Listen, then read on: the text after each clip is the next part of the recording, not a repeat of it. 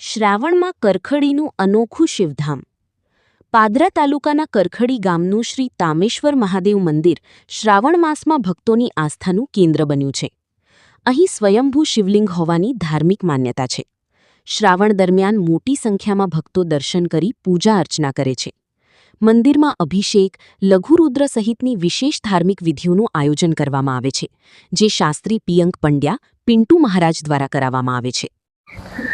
જય શ્રી તામેશ્વર મહાદેવ. હર હર મહાદેવ.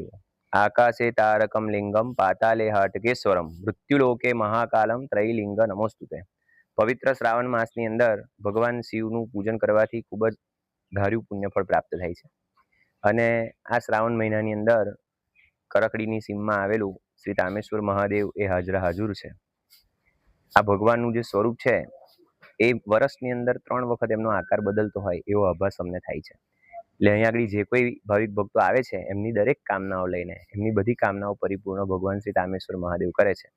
અને કેવી કામનાઓ કે ભાઈ લગ્ન ના થતું હોય, કોઈને વિદેશ જવું હોય, તો આવા બધા કાર્ય લઈને જે કોઈ ભગવાન પાસે માનતા લઈને આવે છે એમનું બધા મનોરથ ભગવાન પરિપૂર્ણ કરે છે. અને કળિયુગની અંદર એવું કીધું છે કે ભગવાન તામેશ્વર મહાદેવ એ હાજર છે.